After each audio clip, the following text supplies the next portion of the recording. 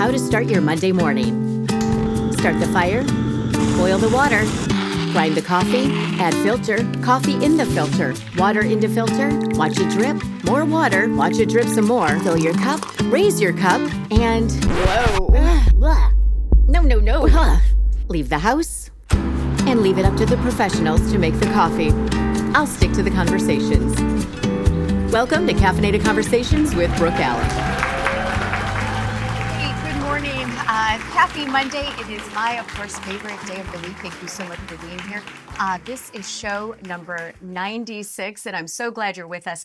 Before we jump in, though, I do want to say thank you for all the birthday wishes last week. I didn't have a chance to respond to all of you individually, but it was an amazing day. I had so much fun. Got to go to Texas Roadhouse with my kids and have some of that wonderful bread. So, yeah, it was all good. Although I have to say, this is the first year I did not get a coffee cup.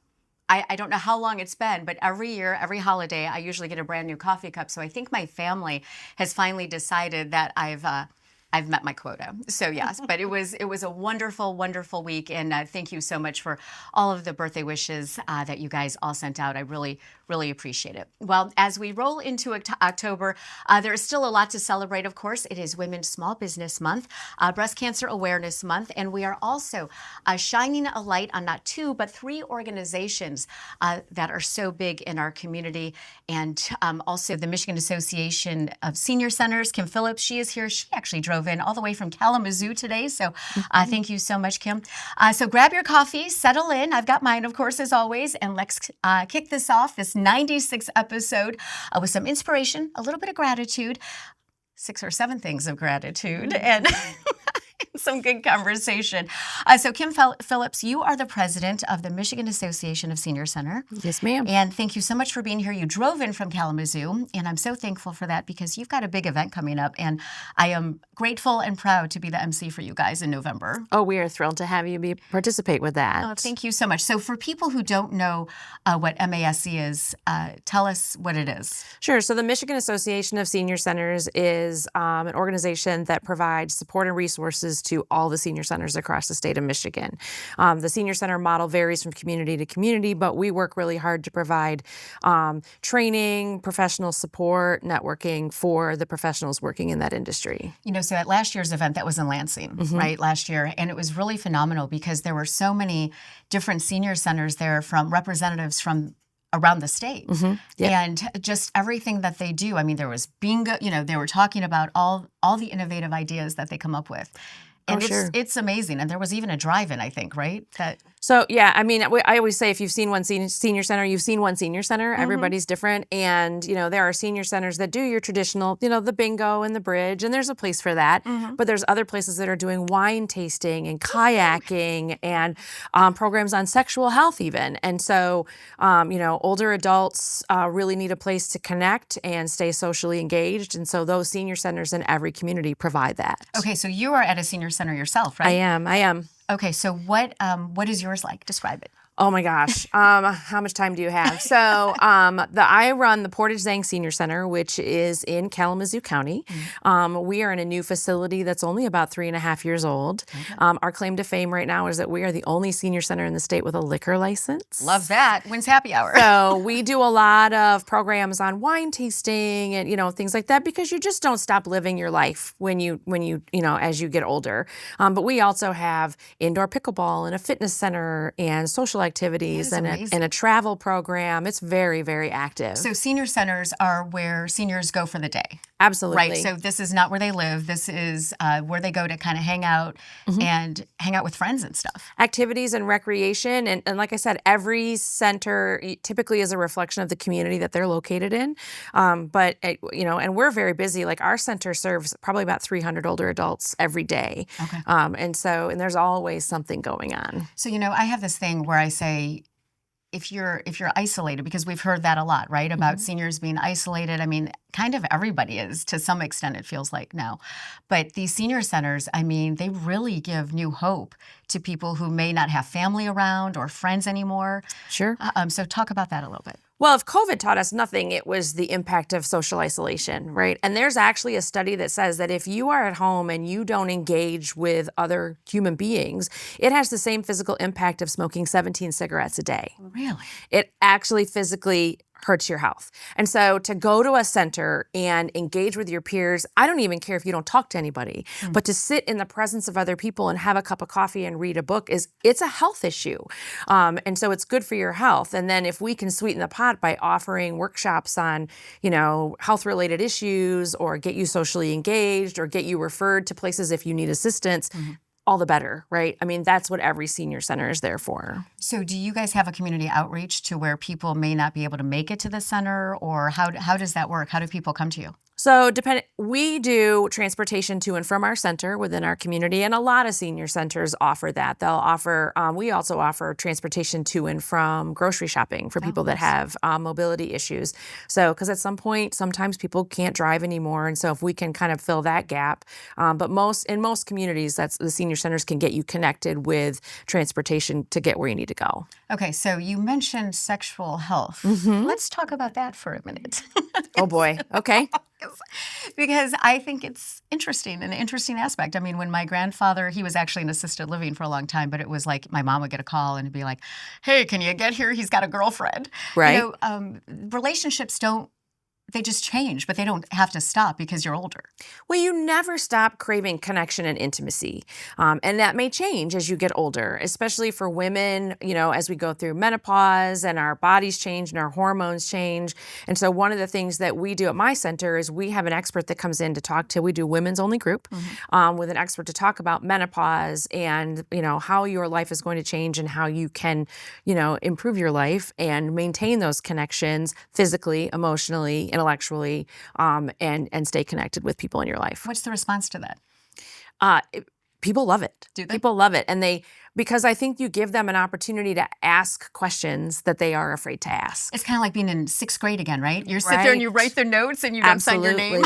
Absolutely. Well, and, I think we've all had that moment where when we think about our parents, having a physical relationship, you're like, right? I remember my own father called me. He was going to go through treatment for prostate cancer, and he wanted to talk to me about how that treatment was going to affect his sex life.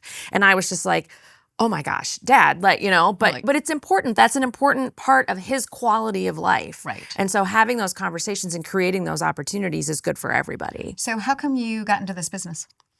It takes a certain somebody, I think. It does. I'll tell you a funny story. When I applied for this job, they wanted somebody with a degree in gerontology, and I had a degree in communications. Oh. And I said in the interview, you have the wrong requirement. This is not a nursing home. This is an activity center. You want people to stay active and engaged. And I had been in the nonprofit sector for a long time, and so I just love working with older adults, and I love seeing that there's so much, your life doesn't stop, and seeing that potential and that possibility is truly inspiring. So do you see a difference from somebody who maybe comes there for the first time and then they start hanging out with people and experiencing the happy hour and, pickleball and all that? And do you see a physical change in them? Absolutely. Absolutely. I have quite a few people who will say, it was a senior center and I didn't want to go, but I'm glad I did. I have had people say this place saved my life. I was just going to mention that. It got me re-engaged. And so I think that that's important to create those opportunities. And there is a certain stigma that goes along with the name senior center. But wherever anybody is in their community, I would highly recommend go in and check it out. You might be surprised at what you find. So what are the ages? So it varies. So for my senior center, we serve ages 50 and up. Okay. There are some that serve ages 60 and up, 65 and up. You really have to check with your local center. The federal definition is 60. Okay. But like I said, for my center, you only have to be 50 years old. Okay, so this event coming up, it's November 4th and November 5th. It's in Auburn Hills. It is. But November 4th is kind of a cool thing. So talk about that. So we're having the statewide conference for the Michigan Association of Senior Centers in Auburn Hills. And the 4th we're doing a special vendor mixer with businesses and agencies that can provide services or want to connect with senior centers around the state. So we'll have a special happy hour and We're big on happy hour, aren't we? We do like happy hour. But it's an opportunity to really engage with senior centers that are looking for additional services or resources and kind of connect them with vendors. Okay, so anyone in this area can come to that, right? They have to sign up ahead of time, Okay, but so yes, sign they can register through our website, and we still have spots left for vendors at the vendor mixer. Okay, so that is happening November 4th. November 5th are the awards. We're very excited, and to have you there as Thank part you. of that is amazing. This will be our 2nd annual Awards of Excellence, and we are accepting nominations for Senior Center Program of the Year, Director of the Year, New Professional of the Year, Community Partner, Volunteer, and there's one more, facility improvement. Okay. And so we wanted to create the opportunity to recognize and highlight the excellent work that senior centers are doing around the state. Okay, so to nominate a senior center or a person at a senior center, how do people do that? You can get right to the link to the awards on our website, which is letter I, seniorcenters.org. And all the information on the conference and the award nominations is on our website. Okay, awesome. And that is in Auburn Hills, Crown Plaza, right? Yes, ma'am. All right, man. I'm looking forward to that. It'll be great. It's such an interesting time, and to see all of you guys come together. And I spoke to the volunteer last year. You know, I had a quick interview with her, and she was amazing because of all the times, you know, these people dedicate so much time and energy to helping the seniors, and that is so important. Volunteers are critical. You know, I think unfortunately, a lot of senior centers tend to run on a tight budget. And so having the amount of volunteers that we have really makes a huge difference. How many volunteers do you have? I have about 200. Really? Mm-hmm. Okay. Are you open 7 days a week? We're open 6 days a week. What day are you closed? Saturday. Oh, Saturdays. Mm-hmm. Really? So, and we're open later into the evening, Tuesday, Wednesday, Thursday, and then we are open on Sundays. It's for pickleball, man. They like to play. So is that the most popular thing going on there right now? Pickleball and fitness in general is a hugely popular category. Okay, thank you so much. I'm looking forward to seeing. Thank you for driving in from Kalamazoo too. My pleasure. I appreciate that. Okay, so it is also Women's Small Business Month, and Cindy Sierra, you are here from CC Consulting. I am, yes. And thank you so much for being here. And we've spoken on the phone before, I think, a couple times. We have, yes. absolutely. So CC Consulting is kind of all about retail. It's all about retail. My company does retail consulting. And developers, property owners, cities hire me to bring and enhance their tenant mix, or what retail options is offered in their property or in their city. Okay, so how did you get started in this? So I've been in the business. So I've had my company 20 years. I've been involved in the business for over 30. And I started in the mall business. I actually, out of college, I got a job with a company called General Growth. They own the malls, Northland, Southland, Eastland, and Westland. Oh. And ultimately, I went to go work for the Forbes company, which was opening Somerset Collection North, got involved with that, and then ultimately started my company 20 years ago. You know, my first job was at Westland Mall. No kidding. Yep, I worked at Fisher's Hallmark, and then I worked at Olga's. Oh, no So kidding. I would go from Fisher's Hallmark, and then I would go to Olga's at like 3 o'clock and hostess and stuff. It was, you know, the mall life was fantastic back then. It was, absolutely. I was actually based out of Westland Mall. Oh, were you really? I was. I thought you looked familiar. Yeah, exactly. Yeah, maybe it was the same time. So talk about, I mean, obviously the mall landscape has changed tremendously. It has, yes. So, but for you, I mean, what you do with retail, I mean, it also affects the economy. It does. It does. And it's amazing to me that if you bring the right retailers to an area, and when I say right retailers, what does that mean? It means retailers that are really desirable to the population that lives there or wants to come there. And when you put in certain retailers that enhance the area, it's amazing. I mean, the investment in the area, it helps the residential in the area. It helps the overall businesses and restaurants in the area. So it's really important to really be very strategic about the retailers and restaurants that go into specific areas. So how do you figure that out? So, I mean, a lot of it is the fact that I've been doing it for a long time. So I have a sense of who I think will go well. I'm very up on, who the latest retailers are, who's attractive, who's developing at this time. Also, I think, to look at the communities themselves, what type, would this be a community that would benefit by a bookstore, by a certain apparel store? Maybe it's an area that doesn't have a lot of men's, and men's apparel is lacking. So you really got to look through who's there and who do you want to come to the area. So who else do you take into consideration? I mean, besides the community and obviously other business owners, but that seems like a big feat, right? To actually bring a new retailer into a community. It is. Oh, it is. I'm very active and involved with, RH is opening a 55,000 square foot store in downtown Birmingham, and they're going to be opening Restoration Hardware. Sorry. That's okay. And they, that was a big decision for them to move. They were in the mall. They were in the Somerset collection, but they decided they wanted a freestanding, massive anchor department store. Now, Birmingham hasn't had an anchor department store since Jacobson's. And so they, the first site didn't work. We had to go back to the drawing board. The second site worked. And again, it's opening next month, and we're really excited about it.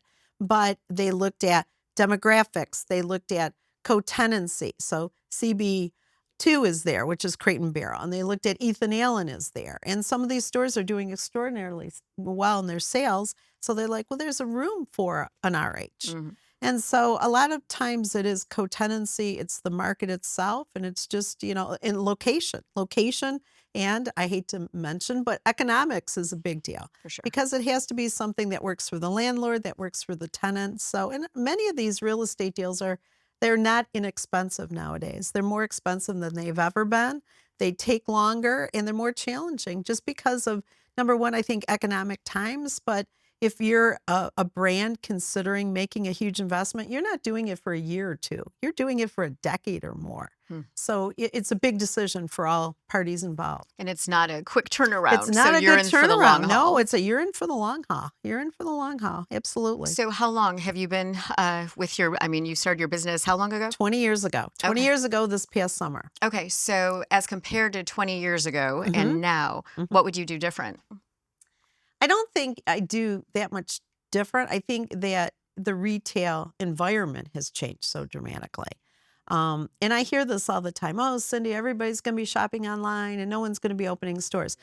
Quite honestly, the opposite is true because there are so many new brands coming aboard. I'll just mention a few because I think it's important. Vuori, if you know Vuori, it's a healthcare athleisure brand. They're giving Lululemon a run for their money, and men love that brand. And so their sales are amazing. They're going into all different locations. There's a number of women's apparel stores that are up and coming. There's a children's apparel that's up and coming. So there's always new brands and new, there's new people coming on the retail landscape all the time.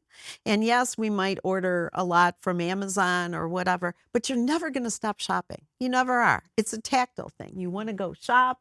It's fun. It's entertainment. It's an experience. And so, shopping districts will never go away. Malls will never go away. Will they downsize and will there be fewer? Well, our country was over-malled, so that's a whole nother story.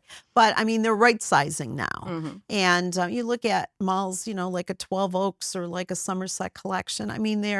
They're more successful than they've ever been. So, and they have a waiting list of tenants wanting to go there. Wow, So that's amazing. So, yeah, so the malls that are left are very successful, and the downtown districts and shopping districts are also, it's a very strong category right now, is that whole retail. Okay, so I'm going to ask all of you, where do you shop online more, or do you go into brick and mortar?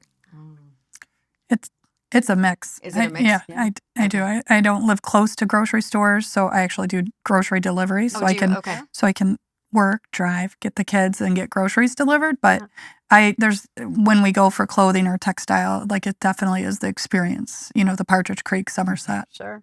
So it's a mix. How about you, Nina? Same as Christine. Yes, I think for efficiency sometimes and to save time, I order things online. But I really do like the tactile experience, like Cindy was mentioning, touching fabrics and seeing things and seeing the quality of items.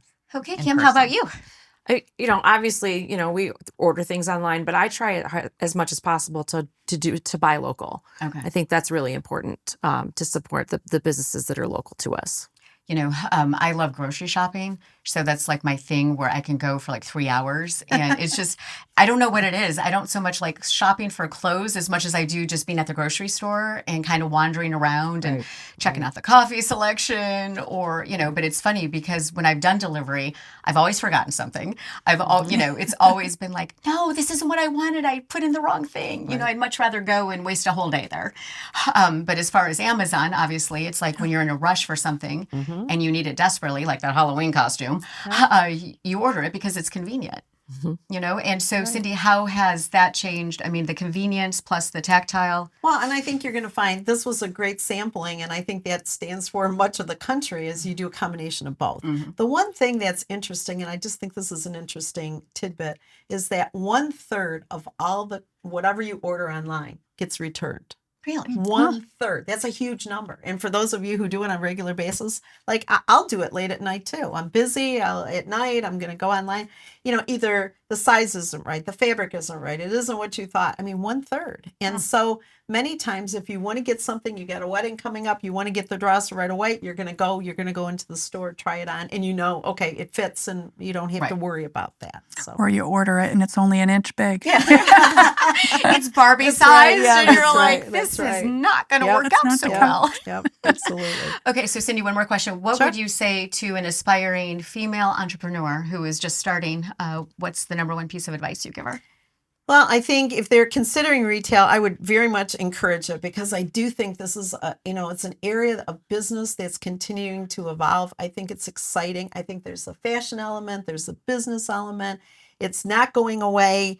It's interesting. It's a business that many women are not in. There's not a lot of women in commercial real estate. And in fact, I go to a lot of conferences and I'm sitting on a lot of panels and whatever. It's usually me and the boys. I mean, it just always is. And it always has been for, 30 years. You haven't seen that change at all or a little bit? A little bit. But I would encourage women because I think maybe it's, like I said, it's a hard business. It's not easy. The deals are tougher and whatever. Maybe it's kind of a intimidating type business, but I would encourage it because I think, yes, as more women get involved with it, as, our landscape evolves and more retailers are coming on the scene, I think it's an exciting business. Really that is awesome. And I know you're also very community involved. I am. And that is super important, I think, for locally owned businesses as well. Absolutely. I sit on several nonprofit boards. It's a very big deal for my company to be very entrenched in the community. And I find I rate my success as how I can help the nonprofits I'm associated with. And I think that more people need to do that. And I think it's just to be in that space and to give back is something that, every company should do. Awesome. Thank you so much. My pleasure. I don't know. Can you guys hear my stomach growling? It is really bad. I'm like sitting next to you thinking, oh my gosh, my stomach is growling so bad. Well, giving back to the community, I know it's important for all of us. And Nina, you are here with the Shades of Pink and a good friend. I haven't seen you for quite a while. Yes. Well, thank you for your continued partnership. Oh, no. You've thank been you. A great friend to the foundation. I got my cup in, I did you notice? I love it. Yes. Absolutely. I'm like, okay, got to have my cup. So Shades of Pink Foundation, and there are so many organizations and nonprofits that come out at this time. You guys are year round. And a lot of people say, oh, well, Breast Cancer Awareness Month, it shouldn't be all year long and shouldn't it? But this is really the time to raise awareness. And you guys do so much in the way of hope and also financial help. Absolutely. And thank you for pointing out that as an organization, we are a local nonprofit. And while we support breast cancer patients undergoing treatment year round, October is a very special month for us. It's an opportunity to raise awareness for the many worthwhile organizations that are dedicated to breast cancer support.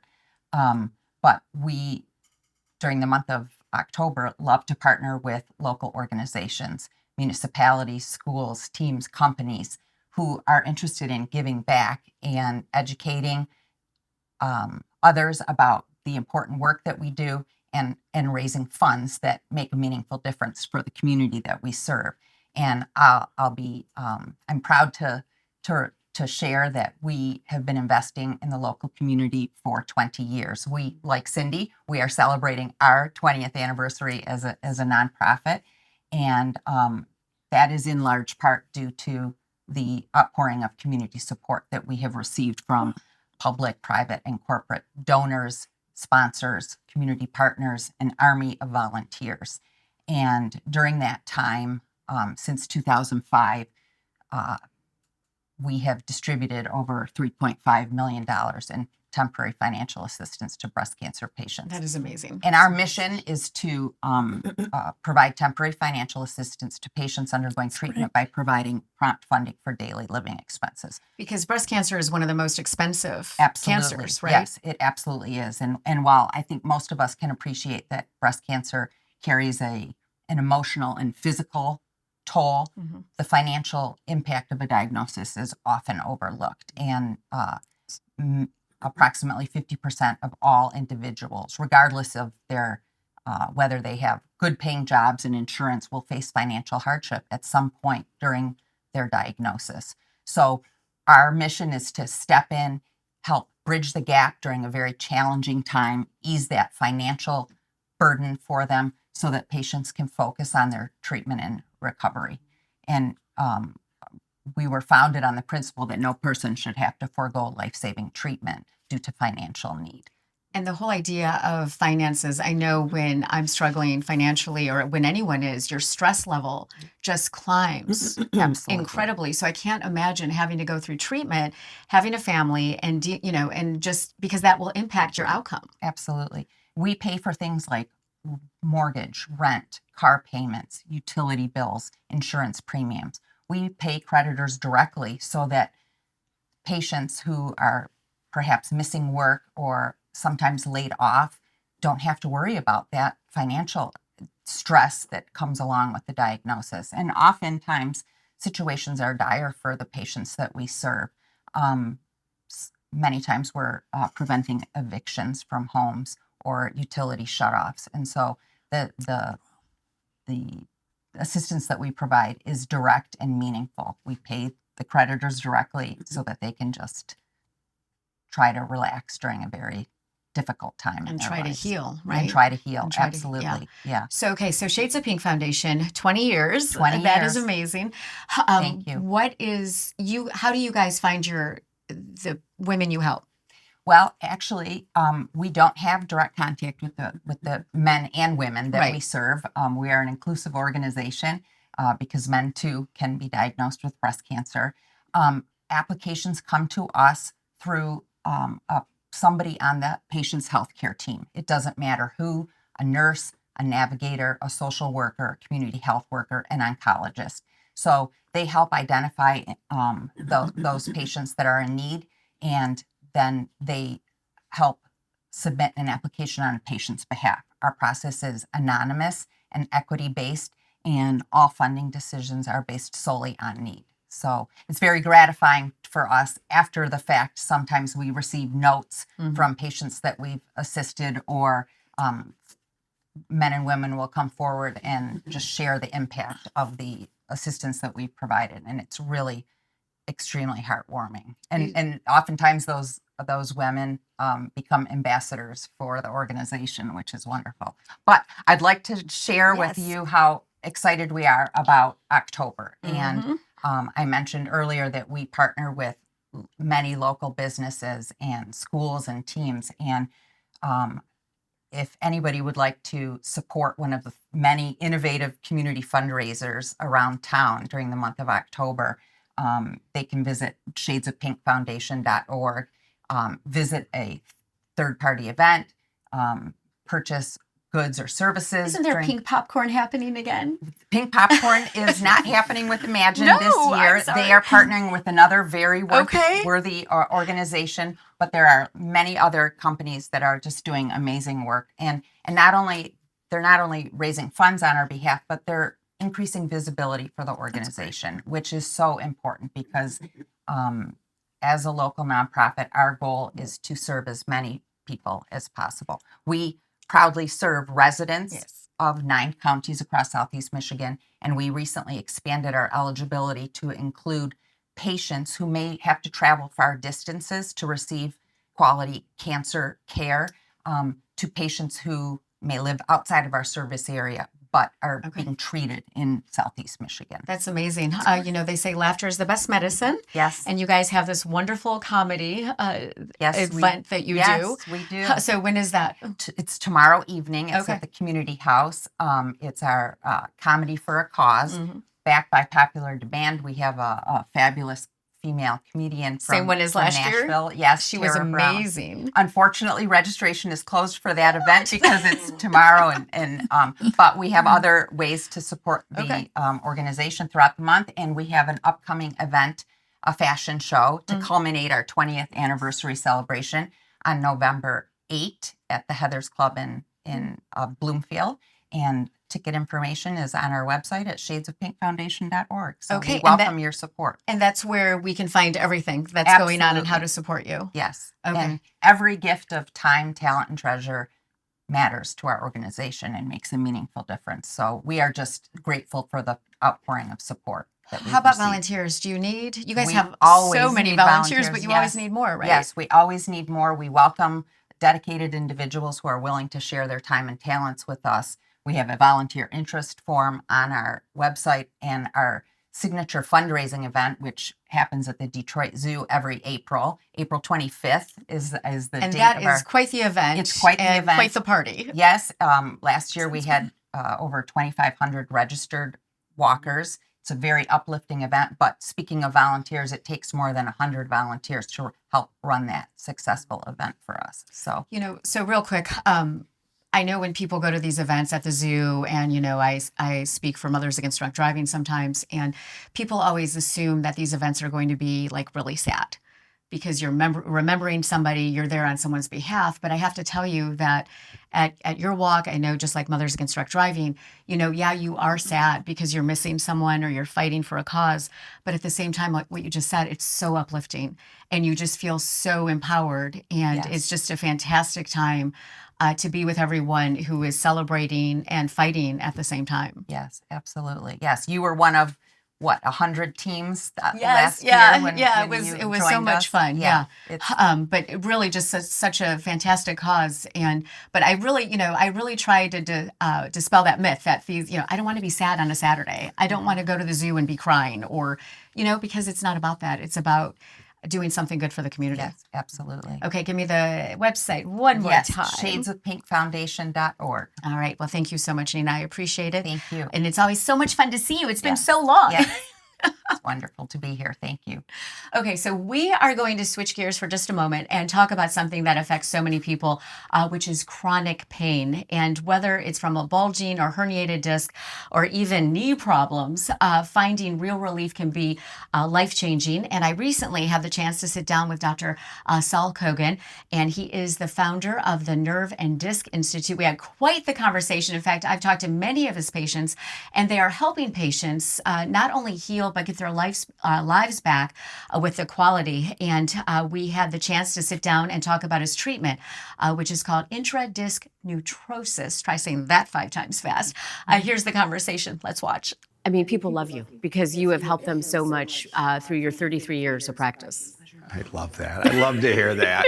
Just keep talking. Just keep talking. Just keep talking. So the Nerve and Disc Institute, you have 3 locations? 3 locations. Okay, so you have 3 locations. And, the one unbelievable thing that I keep hearing over and over again is that everyone's pain was so high, but then they came to see you, and without surgery and without medication, without anything invasive, their walking and their quality of life has improved so much.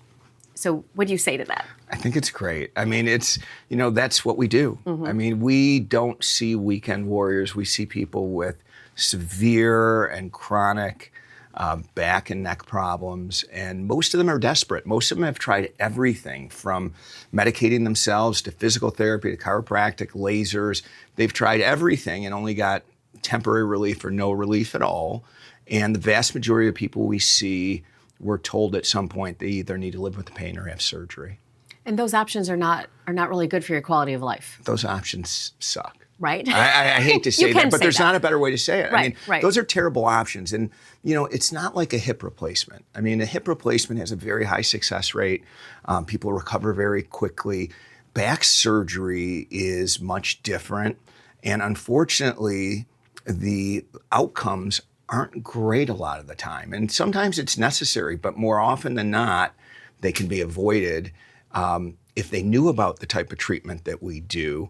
But most of our patients have tried absolutely everything, and they're either desperate to get out of pain or desperately trying to avoid surgery. Okay, so bulging discs, right? That is something that you deal with, and you have something that's amazing on your laptop. Because, will you show me this? Because Sure.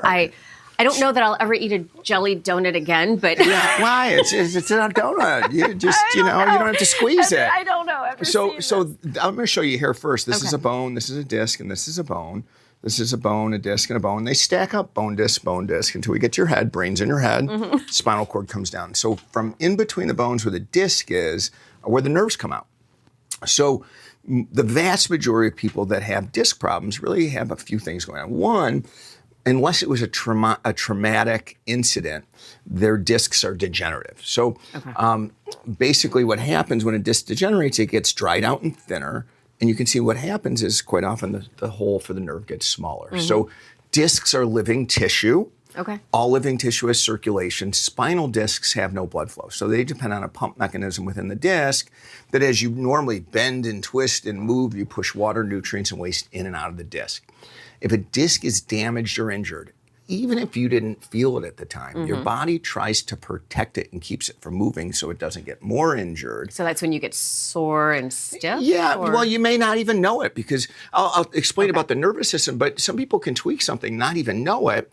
But if you are sore and stiff, then you know, and you're protecting yourself. But what happens is they protect themselves and they don't move and they get dried out and thinner. And the lack of circulation over time causes the disc to get drier and thinner, and they show up darker on an MRI. So once a disc is degenerative, it gets weaker, and then they end up with bulges. And it could be traumatic or not, but a disc bulges, and what happens is it puts pressure on the nerve. Here's the thing with the nerves. Only 9% of the nervous system is responsible for pain. So to answer your question. So you can have a disc bulging, putting pressure on a nerve, and if it's in your low back, you could have low back pain or hip pain or butt pain or leg pain or foot pain or numbness or tingling or all of it or none of it. And if it's in your neck, you could have neck or shoulder or arm or hand or fingers or numbness or tingling and all of it or none of it. You can even have good days and bad days. Like I can do an MRI of you on your worst moment and I could do one on their best moment. I put them next to each other, they look the same. So the point here is the disc doesn't move in and out when they're doing things that feel good or bad. It's always in the same spot. The only difference in what they feel is what part of the nerve is irritated at that time. Interesting. And I've spoken personally to many of Dr. Cogan's patients, and all of them really appreciate his non-surgical and non-invasive all-natural treatment.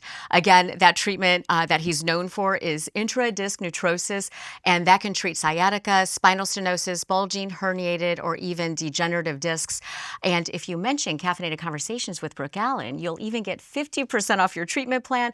They do have 3 locations, one in Farmington, the other in Clinton Township, and another in Grand Blanc.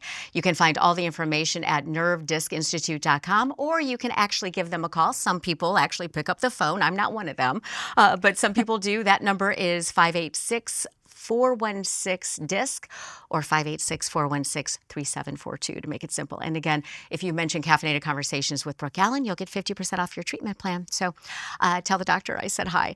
Okay, we are back, and I am going to be completely transparent with this. I am freaking out, man. because I have got Kirsten, and a Christine, right? Or am I close? Christine. Okay, 6'7", man. It's Perfect. one or the other. It's one or the other. It's one or the other, right? Okay, so you are with Community Housing Network, and you are with Haven. You are the president and CEO of Haven of Oakland County. Yes. Okay, so two very different organizations, right? But yet some commonalities at the end of the day, I would think, because of the housing issues and also what Haven does, which helps women. Actually, all folks. We help victims of crime in their aftermath. Okay, so tell us a little bit about Haven. So Haven's nonprofits. We have comprehensive services that are wraparound services from serving folks who are victims of domestic violence and sexual assault. So we're collaborative with the prosecutor's office here in Oakland County for a lot of the prosecutions. We work through the court systems where we have advocates from the time of crime until the time that they get through conviction, hopefully, where we have advocates sit with the victim. We have shelter services that provide emergency shelter in its immediate aftermath or someone who's fleeing domestic violence. And then we also provide counseling. We provide everything within shelter, clothing, schooling, vital records that you might need to get registered in school. We work with Community Housing Network for housing and after our sheltering services in a collaborative space. And then we have a sexual assault nurse team.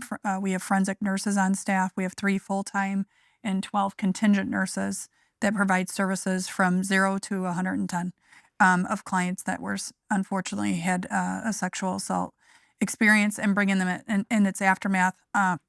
They do the sexual assault exam, which is what takes they collect evidence, photos, and everything to work with the prosecutor's office and law enforcement. So that's if we watch TV shows, right, and I hate to say it like this, but rape kits, right? Is that what it's? Okay. Yeah. We say sexual assault kits, right. Just because our clients, but to the public, it's called a rape kit. Even when I say domestic violence, I think I'm speaking more to your viewers. Mm-hmm. Internally, we say intimate partner violence. And I wanted to talk to you about that because sometimes, anyone can be sexually assaulted. Absolutely. And you just don't know who has gone through this, but it's so hard to report.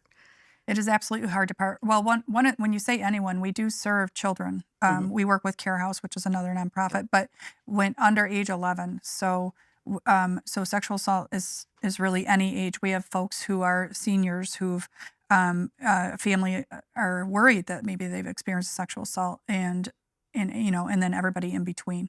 It affects all ages, race, socioeconomic status, whether it's intimate partner violence or sexual assault. A lot of people, we think women, because women are more likely to report. Right. We are, just as we're sitting on this couch, we're more conversational. We're more likely to be vulnerable with a friend or a neighbor, where men tend to not report as much. However, it's improved. We have larger numbers in reporting, and we've been in business 50 years, so the numbers are reflecting that men are reporting more than they used to. It's a conversation. I would imagine there's a stigma with that. There's for men, a stigma. Right? I think there's a stigma with anybody. I think anybody on this couch would be worried about reporting a domestic violence. Statistically, one of us is facing it right now, 1 in 4. So when you look at that statistic, well, actually, it's 1 in 3 women, 1 in 4 men. For domestic violence assault, but a sexual assault, it's 1 in 4 with women and 1 in 7 with men. Really? So there's 2 people in this room that has experienced it to some degree or intimately facing it with a friend, neighbor, coworker. So it's so it really does affect everybody. And the stigma is worried. You carry stigma in many ways. You have reputational risk with your career. You have worries. You worry about your neighbors wondering if anything's going to get to them, or you're going to lose your job. And which is something to talk about too. There's people do lose their jobs due to domestic violence. Give us some examples. Well, actually, one of our best employees was fired from a previous role. Thank you to that work. No name to me, that business that let them go, but they were fired because the drama they brought to the workforce was too much for them to handle. So it's something more, I think, that we need. We have preventative education with Haven that we provide to not just people, schools, educational systems, but also to the corporate space. And where we bring in, you don't have an employee, who is a problem, but you have an employee that has a problem and how to navigate that. And I'd say that the corporate space is, the conversations are happening. When you look 50 years ago, it was what happens at home stays in home. Think conversations people didn't want to have. And it stays behind closed doors, right? But it's very vocal. They're including it in their employee assistance programs. They're bringing Haven in to have conversations outside of the schools. So it's really, the needle moves slow, but we've come a long way. So it's interesting, and I can't believe I'm going to actually say this, but years ago when I was starting out in broadcasting, I was in Northern California. That's where my career started. And there was a colleague there who had, I guess, already been arrested for sexual assault at one point during his career. And they had told him that if that were to happen again, he would be fired.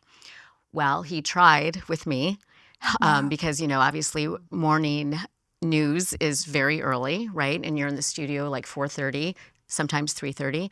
And it was Yuba City, so it was, very desolate. And when he came in and this happened, and, you're in a new job and you're just starting out and you're like, what do I do?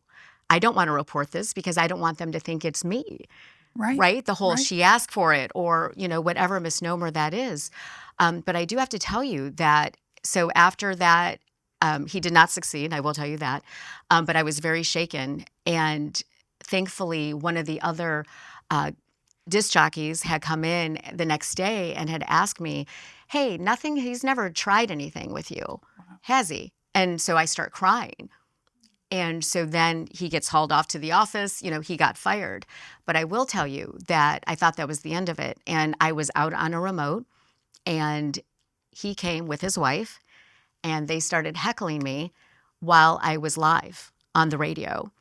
And I ended up, when you're on remote, you make a lot of money, right? You get paid for the talent fee, you're out there. And, they took me off the remotes because they said I was a risk. Even though that was originally their employee. Right. But I ended up losing so much income because of something that had happened to me. Well, and it was mind-blowing. And thank you for sharing that, because your vulnerability in this moment is going to get many people hopefully watching today to call us and make that safety plan. But you mentioned a couple things that have grown, the idea of a protection order. We do know that once a protection order, we do that. We provide that at no cost through donor and grant funding. But if someone were to do it on their own, it would cost money, and then lethality goes up, meaning anytime there's legal intervention, there is a potential for harm.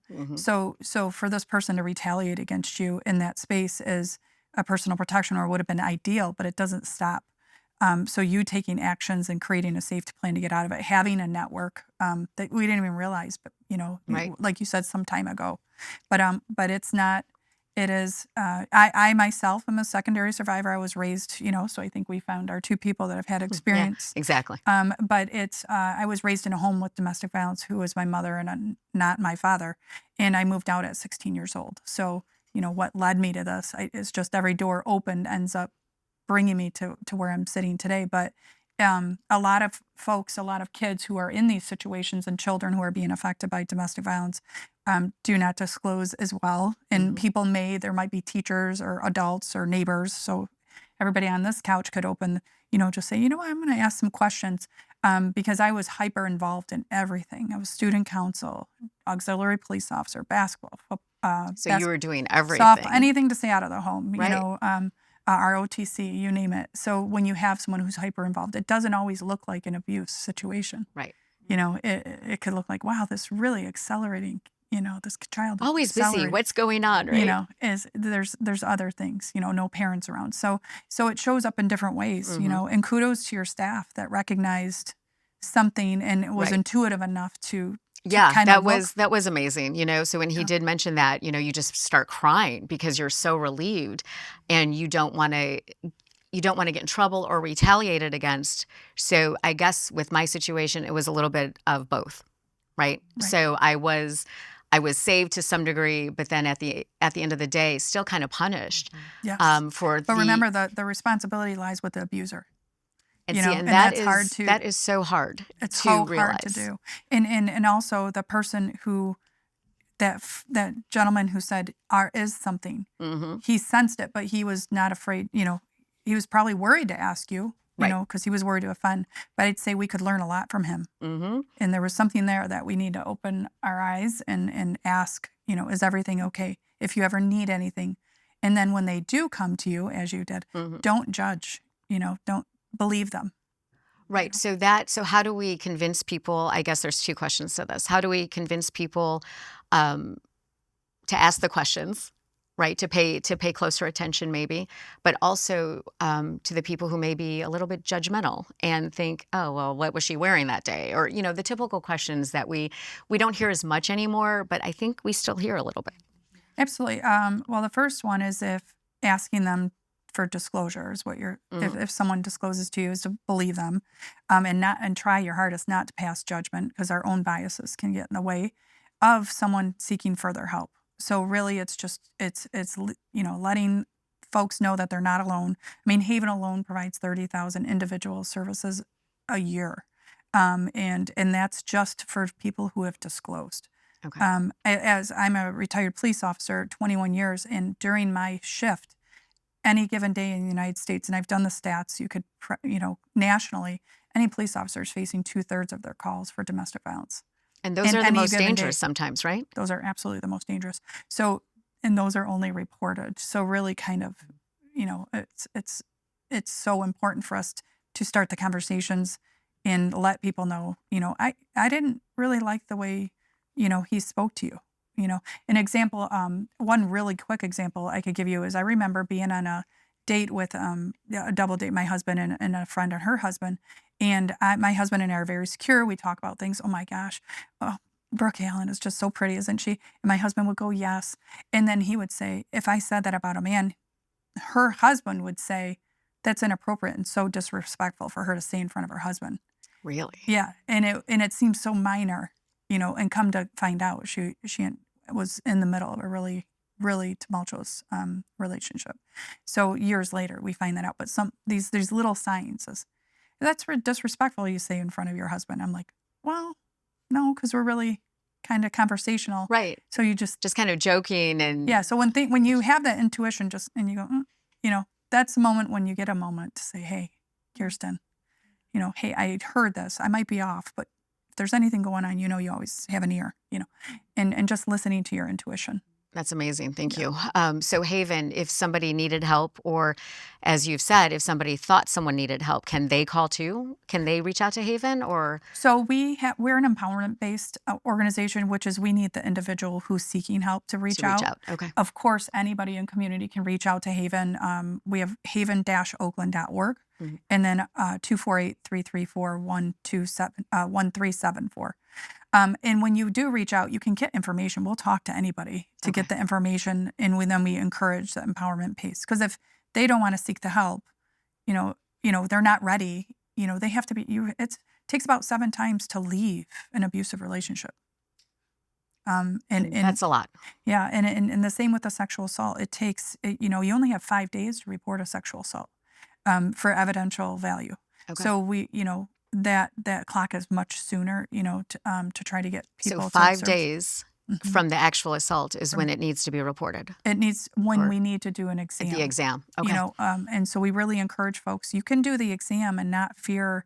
You might not want to prosecute, or you might not be sure. We can, as long as we do the exam, you can prosecute a year from now, 10 years from now. Time on that? Not with sexual assaults. There's different levels of timelines, like now, if were assaulted as a child by a certain birthday. So there's all kinds of, but for the most part, you don't have to prosecute immediately. Okay. So, just to know about both of those situations. And that may actually help somebody decide to start the process to leave? To start the process to start it, yep. Right? To get that exam done and know that it's there and... Yep. So for the sexual assault piece, a lot of time, domestic violence can include strangulation and sexual assault and domestic violence. Those are our worst and most lethal cases. Okay. So absolutely, a sexual assault exam is a perfect opportunity because then we are out of the home. But if you're just experienced a sexual assault, just to keep in mind, or someone that you've known, there is a window as far as collecting evidence, but we are always there for services as long as you need them. But leaving specifically for a domestic violence situation, our crisis line is a great place to start because it gives you all kinds of information. Our folks work in the crisis line 24/7, have an idea, can navigate what's unique to you. If you have a W-2 and you have a good paying job, but your finances are commingled, then we will help work with collaborative partners, banks, to get money to start hiding money over there for you so you can, when you do make the jump, then you have the banks are separated. You tell your human resources to move your money over to this account, and then it's, financially you're able to move forward. And then we navigate all those, once you throw that rock, there's a lot of ripple effects, and that's what Haven's there for you. That is amazing. What's the crisis hotline number?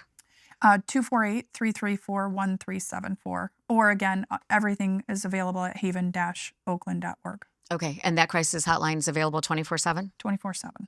Okay. Thank you so much. No, thank you for having us. Okay, you, Kirsten. Kirsten. Community Housing Network. Yeah. And you had mentioned that you had worked with them sometimes. Oh, absolutely. Yeah. We're definitely community. Are you, okay. Yeah. So Community Housing Network. Yep. Tell us one more time what you do. Yeah, so we're a housing provider in southeastern Michigan, and actually we provide a housing development. We do development across the state, but we do everything from homeless outreach out on the street, helping people who are living on the street get connected into housing and to mental health resources, all the way up to helping people to buy their first home. So we have what's called rapid rehousing, which is like short-term housing to get people into housing. A lot of times we'll work with Haven and help their folks move. Because that's up. like an emergency situation, they're emergency right? shelter. And then we do rapid rehousing, which is like short-term rental assistance up to about 12 months with some supports. And then we also have a longer-term permanent supportive housing, which are for people that have a disability who are going to need that longer-term rental assistance and wraparound supports to help them. So often I have heard that, finding resources is so difficult for people. And that is, even with Haven, Shades of Pink Foundation, it's so hard for people who need the help sometimes to actually know where to look. It is. And so for people who are maybe suffering from housing instability, Yes.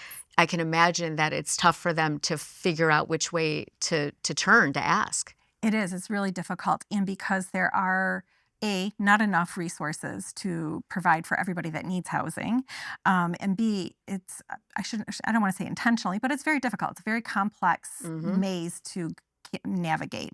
Different programs, each different what you qualify for, what you need, for, right? Like the exactly. documents you even need to qualify. Exactly. And so it's really important that we work with partners like Haven, and we have navigators on our team that help to navigate people through that system and teach people, here's what a housing choice voucher, or what people on the street know as Section 8. This is what it actually does. This is how long it takes to get one. Here's how it works. And here are the documents you might need to do that. And our navigators, once somebody is eligible for a program, we help them navigate through that, collecting their documents, making sure that they have everything they need, helping them to find a landlord that will accept their rental subsidy in an area that will work for them, that is near where they work, where their supports are, their family are, their maybe kids' schools, right? Their kids' schools are. It's really important that we have we work across all of Oakland and Macomb County. And so can people literally call you up? Or how does that work for you? Yeah, they can. They can call us up. So we have our Housing Resource Center, Okay. which acts as the coordinated entry for Oakland County. And so if people are having housing instability, they can give us a call. What qualifies as housing instability? Well, that's a really good question because, unfortunately, most of the resources are for people who are literally homeless, which in the federal definition is considered Category 1. In an emergency shelter, on the street, living in your van, living in your car, or fleeing domestic violence, those folks are always up at the top of the line. Okay. And so we work, like I said, we work a lot with Haven. And then Cat 2 are folks that are kind of the hidden homeless, right? Okay. Those are the people who are living in a motel. They're able to just kind of make it, and with their wages, they're working, and they're staying in this motel for a little bit, and then they move to another motel. They might be staying with Aunt Jane, and then Sleeping on the couch or something. Sleeping, and they're couch surfing. Right, Okay. very common. And so those are our hidden homelessness, and it's harder to find resources for those folks to be able to find stability, unfortunately. And that's interesting because they're the ones that have a job and have income coming in, so you would think it might be easier. Well, yeah, exactly. However, unfortunately, incomes have not stayed consistent with rent. And right now in the state of Michigan, about 42% of families can't afford their basic needs. It's figured in Oakland County, a family of 4 needs about $90,000 in order to rent a 2-bedroom apartment and meet their basic needs. And the average income is about $71,000. So there's a lot of people that are fitting in this gap. And there's a lot of people that are living in their cars, moving from parking lot to parking lot. Right. They're working. They're going to Planet Fitness. They're using that as their shower. These are our caregivers. These are the people who are working in assisted living. They're your clerk at the Rite Aid or at the CVS. They're the folks that are driving school buses, cooking your kids' lunches at school. It's really hard out there. Wages have not increased with the rents at all. So, and how about the kids? I mean, there's so many kids out there that There's so many. my kids probably go to school with kids and don't have any idea that They they're right? do. And the amount of children and that instability that creates when you have the homelessness, right, and you're moving around. There are a lot of really great programs through the Oakland Intermediate School District that help to give resources to family members so that their kids can continue to go to the school that is considered their home school. Mm-hmm. They can provide transportation resources. So if they end up at Haven, they lived down in, say, West Bloomfield or Oxford, they can still get transportation back to school to Oxford or West Bloomfield or wherever. Wow, yeah, that's amazing. So there are resources, and I will say there's not enough because there are always wait lists for everything. Okay, so how can people help Community Housing Network? There's so many ways that people can help Community Housing Network. Obviously, resources, right? Making donations. That helps us to fill in the gaps to be able to buy the things that many of our federal grants can't afford us to do. Furniture, we work with the Furniture Bank of Southeastern Michigan. We work with a variety of different other partners, but making a home and security deposits. So cash is always king. I hate to say that. You can also support us by really learning about homelessness and understanding and really dispelling the myth about who is homeless. Mm-hmm. It's average 60% of people who are experiencing homelessness are working. Wow. And there's this myth out there that people who are homeless are lazy, they don't want to work, they don't want to have resources, they don't want to recover if they have a substance use issue. And I don't see that the case at all. People who we are able to get into housing, they are so grateful and they really take that opportunity and they rebuild their lives and they become productive members of our society. It's amazing. It's kind of, I think everyone, including with Haven and everyone, I mean, you just need somebody to believe in you. You do. And then you need somebody to help you. You do. And that believing in you and seeing you as a human. Mm-hmm. I think sometimes when people are experiencing homelessness or housing instability, you really get the sense in our society that you have some kind of moral failing. Mm-hmm. And you really don't. It's not because you haven't tried hard enough. It's not because you haven't worked hard enough. It's because we all need assistance at some times. And one of the things that we work really hard at Community Housing Network is really seeing each individual as a human being, right? And looking at what are your strengths? What are you really good at? And not necessarily just looking at all of their deficits and what they need to fix. Because when you focus on what works with people, they have so much resiliency and so much strength, and that will bloom. Mm-hmm. And then what doesn't work, it kind of falls away. Or they I got to take care of this because this is going to threaten this. Right. Yeah. It's amazing. When I think like you were saying with the senior center is the one thing in common is community. Yeah. Is find your community. You're not alone. Find your people, right? At Haven, absolutely. You're not alone. Absolutely. At community. Yeah, so I absolutely love that. Thank you all so much. Seriously, I have, my segment is usually called Halfway to 100 because I love, the elder population. Mm-hmm. I was so close to my grandparents and I just, I always just saw what they needed and what, different things that happened during that time that they were still with us. So it's I'm super grateful to be a part, of your event coming up in November. And Cindy, you made me think of Olga's. The one in Westland, of course, is closed now. That's a bummer. So I have to go to the one on Ford Road. But and of course, Community Housing Network. What an amazing organization. Yeah. And I do want to add that we do have an event coming up on October 24th, and we're having an 80s homecoming, which is going to be a really fun event. Right. And how, as an adult, we get to get dressed up and go to homecoming and listen to all the really good music. Oh, see, I love that. And support a really great cause. Right. So it's going to be in Pontiac at the Lafayette Grand Hotel on October 24th. Okay. How do people find more information? You can go to communityhousingnetwork.org. Okay. And if you need housing resources, please do call 248-269-1030. 1334. And that will get you to our Housing Resource Center. Okay, thank you so much. And of course, Haven, thank you. Thank you for having us. Yeah, no, thank you. And people, if someone needs help, they can reach out to your crisis line, right? Crisis line, and then haven-oakland.org. Okay. Someone's always there to help. You're not alone, and we're there to help. Well, I think it's what you said too. It's all about community, and it's about community sticking together and celebrating, and just kind of paying attention and maybe just listening a little bit more than we do, right? Yeah. So thank you so much, all of you. Before we go, I do want to tell you that I am going to be in Birmingham on Saturday. I'm going to be at the Village Players. This is kind of exciting. I do have an acting background, so I am going to be participating in the Shorts and Sweets. It is a fall festival happening. It's free, by the way, but it is 6 original plays, 10 minutes each, and then there's going to be a talk back with a playwright after each little show. So I'm thrilled to be in that. That is happening Saturday. The bigger part of that is there's a dessert buffet afterward.